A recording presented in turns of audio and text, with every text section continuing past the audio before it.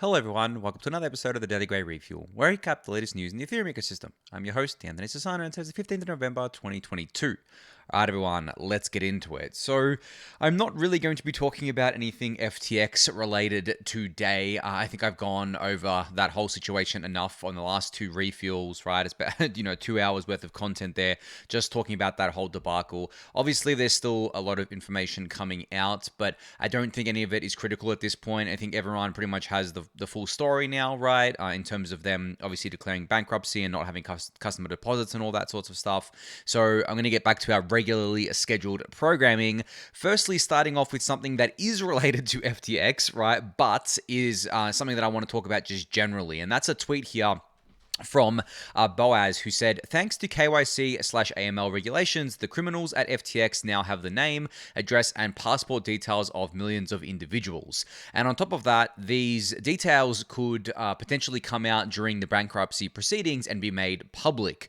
And that could attach these details to people's balances on FTX as well at time of the withdrawals being closed, right? So this is just another mark against KYC and AML regulations. You guys know my general view on this, and I guess like to recap, just for those who don't, my general view is that if KYC needs to be done, which obviously there are instances where it does need to be done, and proving who you are and proving your identity is definitely very valuable, I think it needs to be done in a way that preserves people's privacy. And the way that we can do it within the Ethereum ecosystem is through use of things like Sysmo ZK badges, for example, or just using ZK tech in general to basically have it so that you retain the your privacy by having all the data kept on your own device, and then you're able to share proof of that data with certain services to basically prove who you are.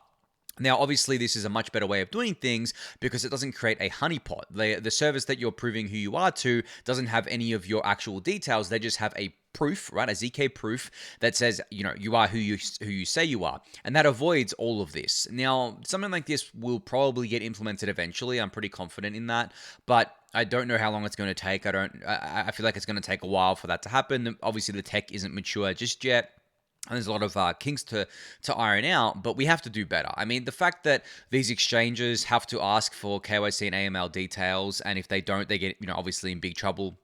But the thing is, it creates a massive honeypot, and so many of these exchanges have gone under or are just very dodgy. We don't know which ones are selling our info and which ones aren't. I mean, it's very hard to prove that. So, yeah, just generally, I think we need an overhaul of that whole system. But I think KYC, hopefully it only, within the crypto ecosystem, it only stays with the centralized services. KYC for anything DeFi automatically makes it not DeFi. And I'm not talking about the front ends. There will definitely be front ends in the future that tap into DeFi protocols, but require, some form of KYC. But I guess what I'm talking about is the actual DeFi contracts themselves. Like if any DeFi backend, like any DeFi related contract has KYC on it, well, then it can never be DeFi, right? But, that's, I guess, like classical KYC. What if these contracts had KYC in the way that I just described it, where you could preserve your privacy and prove who you were with a ZK badge, for example? Could that still be considered DeFi? There are instances where this makes sense, and I think the biggest one is uncollateralized lending, where essentially, instead of collateralizing with ETH or something like that, or with another asset, you're collateralizing using your reputation, who you are. Now, I've always taken issue with the term uncollateralized lending for just because of the fact of the matter is that nothing is ever uncollateralized. Just because you're not collateralizing it with assets, you are collateralizing it with your personhood, so to speak, and your identity, your reputation, and your freedom. Because I mean, in the real world with banks, if you don't pay the bank back, in the worst case scenario, you could end up in prison for that, right? If the bank wanted to take it that far, depending on the money that you owed and if you couldn't pay. But most of the time, you don't end up in prison, but you still ended up in a really bad place. You can declare bankruptcy yourself, or you basically say, well, I don't have the money to pay these back, but the debt is still there, which means that power could be given to these institutions to garnish your wages, so that it's basically forcibly taken from you to pay back that debt. So, and obviously those are like the worst case scenarios, but they happen. And the reason why banks are confident in and able to, and the reason why we have the reason why we have banks can be relatively confident, and the reason why banks give different lending rates and different amounts to different people is because of something like a credit score. So doing a credit score in DeFi is something that we should be able to do, but we could do it in a privacy preserving way without needing people to identify themselves to the protocol, not having to have any big honeypot of storage of KYC information. We can do it through things like, as I said, Sysmo ZK badges or something like Gitcoin passport or any other number of things that are trying to build decentralized identity or decentralized credit scoring options. Because at the end of the day, the DeFi ecosystem can't grow to service the world on just collateralized lending. Most lending is done in a uncollateralized way. And I'm just using those terms because they're easy terms to use, but I think you know what I mean. Obviously collateralize, you have to put up an asset, a hard asset such as, ETH or BTC or some other asset out there.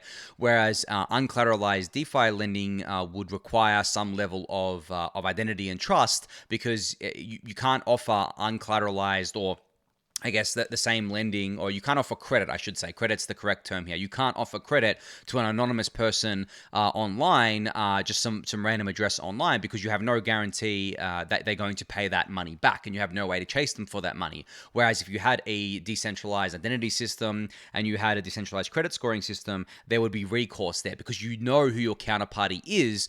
They just don't have to give you their information to store and to potentially lose. So I think that's super valuable. But yeah, very sad for people who did KYC and AML with FTX, potentially their details becoming public here. And not just that, I think the biggest, the biggest worry here is those details being linked to balances. So I know that there has been estimations that maybe 5 to 10% of funds will be able to be recovered through these bankruptcy proceedings, but essentially people could still infer that the people who had large sums on FTX still have large sums elsewhere, and they become a potential target, which is obviously not ideal. But we're going to have to see how that plays out. Hopefully during the bankruptcy proceedings, there's no need to publicly publish kind of like a spreadsheet or whatever it is, linking these things together. But there might have to be, just by virtue of how these things work. But I'll keep tabs on it as time goes on. As I've said previously, the bankruptcy proceedings are not going to happen overnight. They're actually going to take quite a while, and I wouldn't be holding your breath for it. If you had funds on FTX, and even if you haven't, just generally, it's not going to happen for quite a while here. All right, so moving on to some news from Slingshot. So this is a pretty timely move from them. They said, "Say goodbye to CeFi. Slingshot's non-custodial DeFi wallet is now available for the first wave of Android users." Now, I've covered their wallet before. I believe I've played around with it on iOS in test flight. So test flight is the kind of testing beta environment on iOS, and they've also replied saying that it's coming to iOS in a few days. So if you do have Android, you can go check out and you signed up to get access to the Slingshot wallet. Check your email. The first wave of invites for Android users went out, and iOS is coming in a few days here. And for those of you who have been following Slingshot for quite a while, you'll know that they have been doing not just this wallet, but they have a decentralized exchange aggregator, and they've been live for quite a while on various networks in the Ethereum ecosystem and on Polygon POS chain as well. So yeah, definitely go check out their wallet if you were invited to it. And if you weren't, I'm sure the second, third, more waves will be coming up for Android users as well as iOS users as time goes on. All right, a couple of updates out of Uniswap Labs over the last day or so. So they put out a tweet saying, "New users of Uniswap's web app reached a 2022 high. Self-custody and transparency are in demand, and users are flocking to what they know and trust. Let's keep building." And you can see here in terms of daily new transacting wallets, we had a record of 55,550 daily transacting wallets on Uniswap here. This and the Uniswap's web app reached a new high as well. So this is really cool because I think I've gone through this before, but I think that one of the biggest positives of the FTX fallout really is the fact that people are going to be taking self-custody more seriously. I saw a tweet from from someone at, I think it was TechCrunch, who talked to someone from Ledger, and they said that they had their biggest one-day sales in history, I think yesterday or the day before, and that's obviously as a consequence of the FTX collapse. Now, I'm trying to get answers about the Lattice One as well, the Grid Plus Lattice One, from people I know there to see if they had some bigger sales days, which I expect that they did, because obviously the Ledger isn't the only manufacturer of hardware wallets, but this is really positive. This is something that's actually got me really, really excited, because we've been talking about not your keys, not your coins for a very long time. We're talking about the importance of self-custody for a very long time, but such is life and such is with everything. People tend to listen once something goes wrong. Like, if you look at actually outside of crypto, a lot of the regulations, not just financial regulations, but regulations in general, a lot of the protections put in place, they're usually done after the fact. There usually has to be something bad that happens, then people are like, oh shit, like let's do something about it. And I think that's what's happening now, where the FTX collapse has basically made everyone aware of the dangers of keeping your funds on entities where, even if they seem like super legit, there is a relatively high chance of you losing all your funds. So that unless you're an active trader and you need that liquidity on these exchanges, there is literally no reason to just keep it there cold storage. Even the most trusted exchanges, I've gone on record and said that I think places like Coinbase and Kraken, fully regulated in the US, are fine, but I still wouldn't leave my funds on there. I still would rather self-custody, because one, there's no point. I'm not an active trader. It would just be sitting there doing nothing. And two, the risk is always greater than zero of these things, going bad. Like, not to say that they will, but it's never 0%. Now, that's not to say that self-custody comes with no risks either, but I'd rather remove the risk, the custody risk completely from the equation than have it there, no matter what kind of what platform it is. But one thing that people miss is that your funds being on an exchange aren't only at risk of the exchange becoming insolvent or getting hacked or running off with the money, they're also at risk of the exchange just arbitrarily freezing your funds for whatever reason. It could be that the government has ordered them to freeze your funds because of whatever reason they've deemed. The exchange could be freezing you because they believe you to be involved in criminal activities or something else. They could indefinitely freeze your funds for whatever reason. So those are the two major risks, and I think the second one doesn't get enough attention. So generally, as I've been saying over the past couple of refuels, please, if you are not, if you have no reason to have your funds on a centralized exchange, in terms of, as I said, if you're not an active trader or anything like that, buy a Ledger, buy a Lattice One, store your funds on a hardware wallet. That is, in my opinion, is the best way to keep yourself safe. The only thing you really have to do is make sure that you secure your seed phrase. You can even lose the hardware device itself. It could break, it could stop working altogether, but as long as you have your seed phrase, you're fine. Now, of course, that is the single point of failure, that seed phrase. If you forget that the seed phrase, or if you misplace it, or if it if your house catches on fire and you've written it down on a piece of paper and that paper burns up, that is obviously the main risk. But that's why you should practice good seed phrase management. Not just keep it in one place.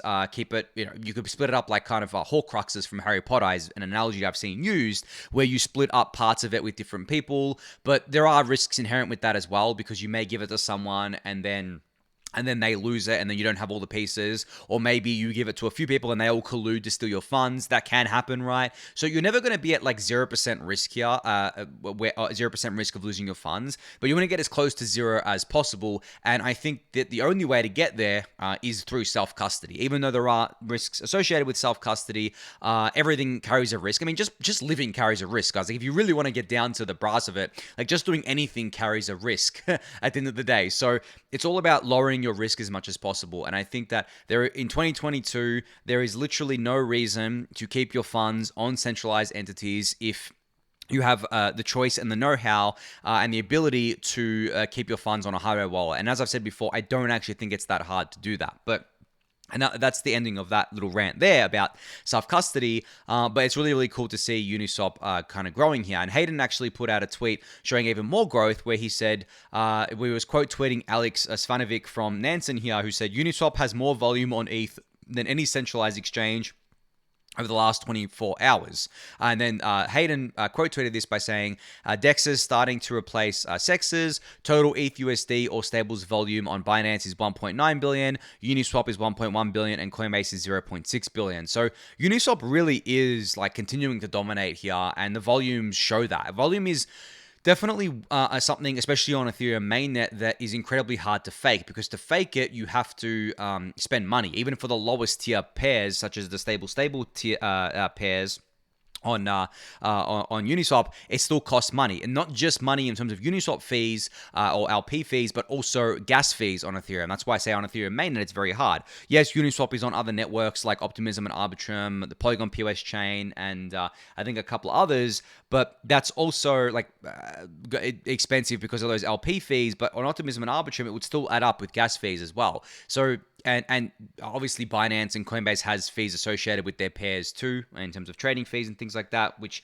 I guess are LP fees in Uniswap land. But Uniswap just continues to dominate. And it's an AMM, right? Like Binance and Coinbase are not AMMs. They are CLOBs, central limit order book systems. So they're actually very different systems, but it seems like Uniswap is winning the game here, or continuing to dominate here, which is awesome to see, because it is a true decentralized product on Ethereum as part of the Ethereum ecosystem.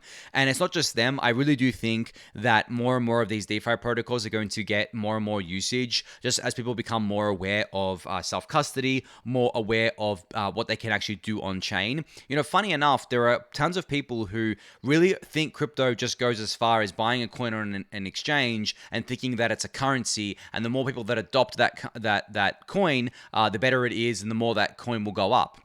That is actually, like, believe it or not, the surface level thinking that a lot of people have about crypto, because, I mean, it's still called cryptocurrency to the outside world. And the amount of people that have told me in real life they say to me, they basically say, oh, you know, how can, and you probably heard this a million times, but they say, how can BTC be money if it's so volatile? And that question in of itself is such a huge thing to answer, but it shows that these people still think about cryptocurrency just as currencies alone. Now, obviously, some of them are just pure currencies. They're not really trying to do anything else, but most of them are not. Most of them are actually pseudo equities in different protocols, and some of them transcend every thing that we know about what an asset can be, such as ETH, and kind of is an amalgamation of all of that stuff. So I think when you're looking at all of that, it definitely and kind of like teaching people about self-custody and what they can do on chain, there is still a large set of people, the majority of people, who are yet to come into the Ethereum ecosystem and yet to experience all this stuff. And I do think that the FTX collapse is going to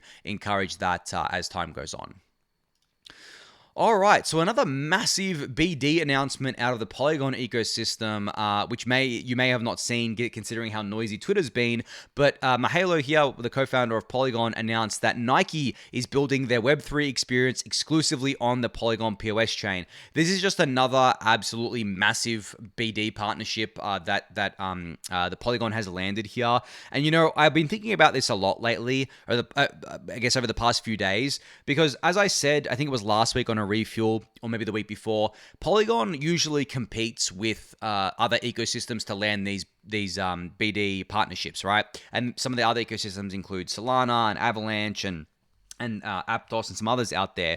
But Polygon is so strong right now, right? Like, and because they're part of the Ethereum ecosystem, that makes them even stronger. And then their competitors are looking very, very weak. Like Solana, for example, is looking very weak right now. And that's a very good window of opportunity for Polygon to take their, existing awesome BD team and turn that up to 11 by basically by landing more of these partnerships, simply because the competition is weaker. So I thought that was something that was, I guess, like an unintended consequence of FTX going under, because the Solana ecosystem was so close to them. We're seeing this, we're going to see this play out, I think.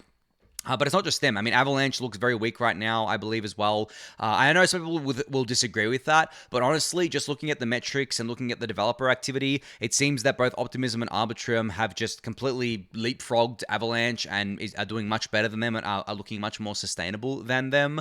So, people can disagree with me. It's fine, but this is just based on what I've been looking at. So yeah, I mean, just a huge partnership that's been landed here with Polygon. It's got to do with NFTs. I forgot to mention that before. Nike's been involved with NFTs for quite a while now, actually, but they're going to be doing this in 2023.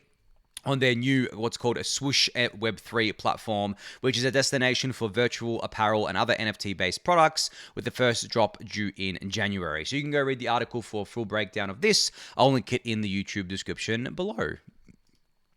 All right, so Terence from Prior Labs has a short thread here about how EIP 4844 improves staking decentralization. He says 4844, which is proto-dank sharding, changes data availability resources to lower call data misuse. It makes home staking more viable thanks to bounded disk usage. Scaling 4844 versus decentralization with withdrawals is not a zero-sum game with home staking. Concerning recent events, a good argument for prioritizing scaling is if we can not host more users on Ethereum, then the reliance on centralized platforms stays the same, hence which hurts users and hurts Ethereum.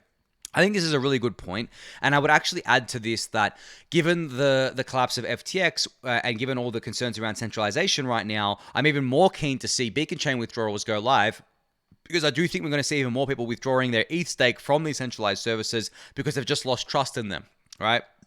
So that's another, again, positive unintended consequence of the FTX collapse. And I know I said I wouldn't talk about FTX much on this refuel, but I think it has a lot to do with some of the events that are happening lately outside of it, right, as part of the Ethereum ecosystem. So it's definitely still looking forward to the Beacon Chain withdrawal stuff for all the reasons I've outlined previously, but I hadn't thought about 4844 improving staking decentralization before, and I'm glad Terence put together this thread because it makes total sense to me that this would happen. Now, obviously, the gold standard of decentralization on the Beacon Chain is having as many home stakers as possible. And obviously, as I've mentioned before, I think there will be a not small sum of people who have 32 ETH now, counting the ETH that they may have staked with the centralized provider, that they're waiting to withdraw from that centralized provider, put it together, and do a solo stake operation at home, or maybe even get involved with something like a decentralized staking provider such as Rocket Pool. So definitely looking forward to all of that, and thanks to Terence for putting this thread out. All right, so Frolic here announced today that EthFS is now on mainnet. So you can now browse and upload on-chain files at ethfs.xyz. Frolic says that they have been working on this project since February and they've been working on a secret project since February that needed a good place to put reusable on-chain assets. They had put the project on pause over the summer while they did a bunch of freelancing and job hunting, and then Dom's Rose appeared and lit a fire under me to get this project going again. EthFS started out as an exploration, building in public on Twitter and in the Math Castle's Discord. Shout out to all the on-chain maxis for the feedback along the way. It's built upon a content addressable file store, leaning on Store 2 for gas efficiency. If you know of any assets already living on chain via Store 2, let them know. And they continue on. I'm not going to read the whole thread here, but yeah, this is really cool to see that another, I guess, non-financial application has been launched on the Ethereum mainnet with ethfs.xyz, which you can go visit yourself actually and check out yourself. And there's kind of a file explorer here, which you can see, file uploader to upload your own file. You can connect your wallet and all that good stuff there. But yeah, more of these non-financial applications, please. Like, this is exactly what we need. I mean, financial applications are all well and good, and obviously DeFi continues to get better over time and continues to strengthen, and it's product market fit has never been more apparent to people. But I personally, like, being in this ecosystem for so long and seeing so many DeFi things come and go and seeing them grow, like, I would love to just see more non-financial products get actual growth and get actual product market fit. I've been following along with Lens Protocol a bit lately as well, and that seems to be doing really well. But these other pieces, such as EthFS, definitely add a lot of value to the ecosystem as well. So you can go check this out for yourself. I'll link it in the YouTube description below. All right, so Danny Ryan put out a tweet today just giving a reminder that the Layer 2 grants round is still open. Now, this was announced on October 25th that I talked about this at time of announcement, but it is still open. So this was the submission deadline was in 6 weeks from that date. I believe the deadline is November something. I can't do math in my head. No, December 5th. So you still have a bit of time here. You have about 20 days to apply. So if this is up your alley, if this is something that you think you could add value to, or you could be potentially accepted for a grant, definitely go check it out. Just a friendly reminder there. I'll link this in the YouTube description below. All right, so an update from L2Beat today. So they said, starting today, we decided to mark projects with unverified contracts red to warn anyone about the danger of interacting with such code. Once the contracts are verified, the highlight will automatically go away. Hopefully, this will encourage current and future teams to always verify the code and therefore be more transparent to the end users. This is very important because if a piece of code is open source but kind of like not verified on chain, you can't really trust its validity. You can't really trust that it is what they say it is, and it mirrors kind of what's on chain here. So I'm really glad to see L2Beat kind of highlighting this in a really obvious way on their website. And if you go to l2beat.com, you can actually see it live here.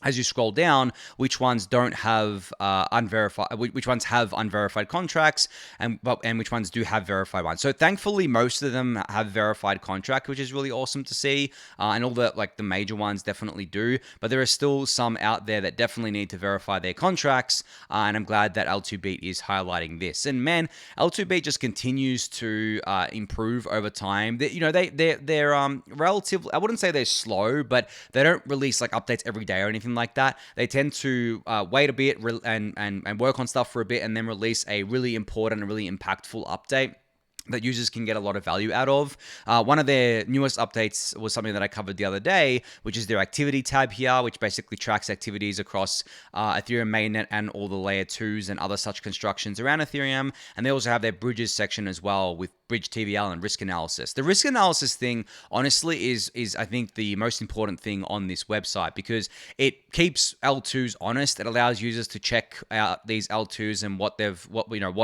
kind of centralization vectors they have and where they are in their decentralization journey. And I think that's very, very important for anyone who cares about security of their funds and things like that. So yeah, just wanted to, I guess, like fawn over L2Beat a little bit there, but you can go check out their kind of like new labels on the unverified contracts here. But great to see that most projects don't fall under that kind of category currently.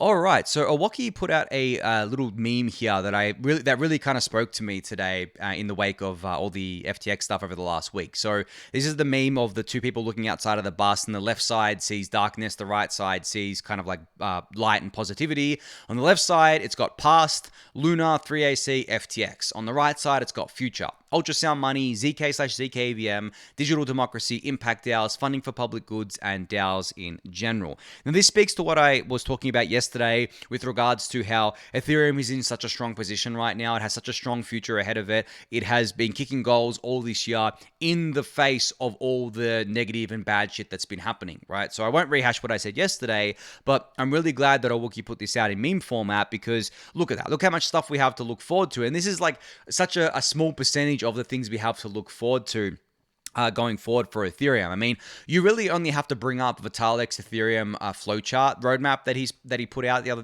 couple of weeks ago, the updated one that I shared on the Refuel, to really get yourself excited about all the things happening and coming to Ethereum. And on top of that, then you can go look at all the L2s and what they're doing, right? We have Optimism Bedrock coming soon.